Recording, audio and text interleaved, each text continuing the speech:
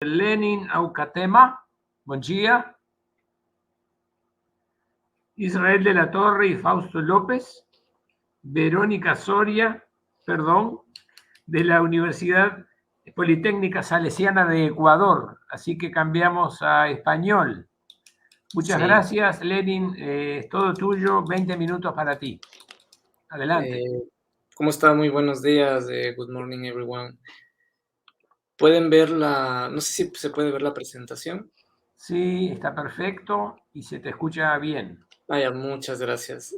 Bueno, les saludo desde Ecuador, desde la Universidad Politécnica Salesiana, del grupo de investigación GIETEC.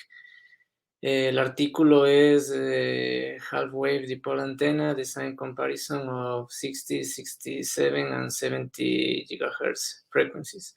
Los autores de este artículo son Israel de la Torre, Fausto López, Verónica Soria y yo. Dentro de la agenda tenemos 4 puntos que vamos a revisar, que son una pequeña introducción, el diseño, los resultados de la discusión y las conclusiones. Un poco la introducción para poner en contexto por qué tomamos o por qué estamos investigando en este campo de 5G y antenas. Primero porque 5G es lo que está hoy en vanguardia. Estamos ya viendo cómo se están empezando a implementar las primeras redes. Ante la ausencia de espacios espectrales en la banda menor a 3 GHz, nos vemos de la necesidad de usar bandas mucho más grandes, lo que nos obliga a trabajar con ondas milimétricas. Y dentro de toda la estructura de 5G, nos hemos enfocado únicamente en las antenas, para ver cuáles son los comportamientos que podemos encontrar de las diferentes antenas en estas frecuencias altas y cómo las podemos optimizar, ya sea con antenas individuales o planteando arreglos que se puedan luego implementar a futuro. El diseño. Nuestra antena elegida es un dipolo de media onda que para su caracterización inicial nos basamos en toda la matemática que define a esta antena. Así tenemos la longitud de onda, el radio de los polos, la impedancia, la distancia o el gap que tenemos entre polo y polo y la longitud de los mismos. Para esto hemos usado, luego de varias experimentaciones, hemos usado como material principal de los dos polos el acero inoxidable, y dentro de las experimentaciones asimismo hemos realizado o tenemos datos de qué pasa cuando entre los dos polos tenemos aire como dieléctrico y qué pasa cuando entre los dos polos tenemos vidrio. ¿Por qué hemos considerado vidrio dentro de nuestras experimentaciones? El vidrio es el que tiene la permitividad relativa más alta, o uno de los materiales con más alta permitividad relativa. Lo que queríamos tratar de demostrar acá es qué pasa si nosotros colocamos en el medio un elemento cuya permitividad sea tan alta que supere al aire y qué resultados nos puede dar la antena con este tipo de material. ¿Cuáles son los resultados? En este sentido, nosotros tenemos algunos resultados interesantes que dicen lo siguiente. El objetivo de la investigación era obtener un BSWR entre 1 y 1.5 y un coeficiente de reflexión menor a los menos 15 dB. Cuando se realiza o se diseña la antena con la matemática tradicional para el dipolo de media onda, no se llega a estos objetivos. Nosotros llegamos a tener BSWRs en los rangos de 3, 4, 5, que incluso exceden el límite máximo permitido tolerable, que es 2. De igual forma, a nivel de coeficiente de reflexión con estas fórmulas, nosotros tenemos resultados que no llegan a ser más altos de menos 5 dB, lo cual representa un problema porque la energía que se refleja vendría a ser mucho más grande de la energía que en realidad necesitamos que pase por la antena. Esto se observa en esta tabla. Si podemos ver, hemos analizado los dos elementos que hace un momento traté de explicar, qué pasa cuando tenemos entre los dos polos de aire y cuando tenemos el vidrio, y nos damos cuenta que el gap o la diferencia que hay entre el valor matemático que diseña la antena y el ajuste que hemos hecho mediante experimentación, que por cierto fue hecho en el software ANSYS HFSS, llega a porcentajes de los 8.000, 23.000, incluso cuando el vidrio es el elemento que separa los polos. Es decir, que se necesita hacer un ajuste importante y grande para llegar a los objetivos de BSWR y coeficiente de reflexión que nos habíamos planteado.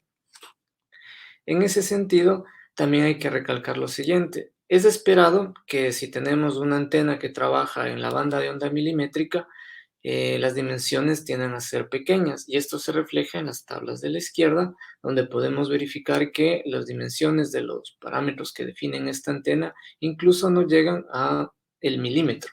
Entonces, por ejemplo, tenemos dimensiones en el orden 0.4, 0.3, 0.1, es decir, antenas muy pequeñas. Y en los ajustes se puede observar que incluso los ajustes llegan a ser en el rango de las décimas de milímetro, pero sin embargo llegan a representar porcentajes muy altos. Con estos ajustes hemos llegado nosotros al objetivo que se les había comentado hace un momento, que es valores de coeficiente de reflexión que rondan los menos 24 dB. Podríamos decir que son aceptables, ya que nos dan un rango más o menos estimado de 3 pérdidas por cada 1000. Y BSWRs que casi se acercan a uno, que nos indicaría un acoplamiento ideal. Las curvas, tanto del coeficiente de reflexión y del BSWR, tienden a estabilizarse en las 3 frecuencias cuando hemos hecho los ajustes. Ahora, ¿por qué hemos tomado 3 frecuencias? Queríamos ver cuál es el impacto de ajustar en una frecuencia y cuál es el impacto de realizar ese mismo ajuste en frecuencias más grandes y desplazadas en un rango de 7 GHz. Nos hemos dado cuenta, como podemos ver en esta tabla, que los ajustes llegan a tener variaciones importantes, pero no tan grandes entre frecuencia, ¿sí? Casi vamos a ver en las conclusiones, estamos hablando de un 1% o alrededor de eso. Como es esperado para una antena dipolo, nuestro patrón de radiación en todos los casos viene a ser omnidireccional. En eso no tenemos ninguna variación. Y el ancho de banda es uno de los valores más importantes que logramos destacar de esta investigación. Cuando nosotros usamos aire, tenemos un ancho de banda en cada frecuencia, por ejemplo, 3.42 gigas de ancho de banda para 60, 3.63 gigas para 67 y 4.49 para 74. Lo interesante es que cuando se cambia el dieléctrico, el sustrato, por vidrio, este ancho de banda en los 3 casos se triplica, o casi llega a triplicarse.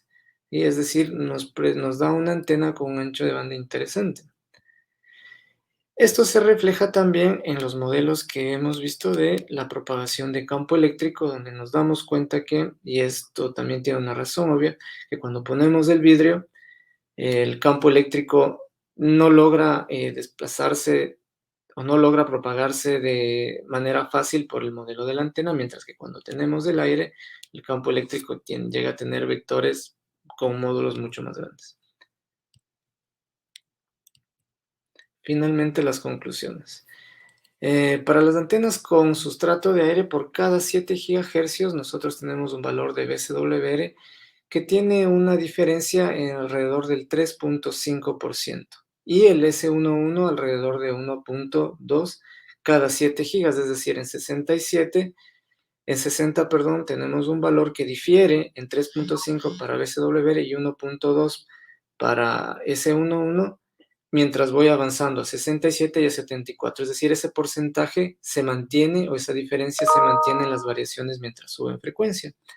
mientras que cuando usamos el vidrio, esta variación disminuye, ya que del 3.5% baja a un 0.7% y del 1.2% baja a un 0.2%. Es decir, la misma relación que mientras yo subo en frecuencia, la relación sigue siendo de 0.7 mientras voy avanzando cada 7 GHz y de 0.2 mientras voy avanzando cada 7 GHz. Otra de las conclusiones más importantes es que los valores de BCWR y S11, que es el coeficiente de reflexión, lo disminuyen mientras la frecuencia de resonancia aumenta. Esto muestra una proporción inversa que para futuras investigaciones estamos tratando de diagnosticar o de determinar un parámetro o un coeficiente que nos ayude a dimensionar una antena o a tratar de acoplar las fórmulas de los diseños que habíamos usado al principio para llegar a obtener antenas sin ajuste experimental, es decir, sin tener que en el simulador ir subiendo mediante proporciones al ojo, podemos decirlo. Y la última conclusión importante que tenemos es que cuando tenemos o incrementamos la frecuencia de resonancia, el ancho de banda de cada modelo aumenta.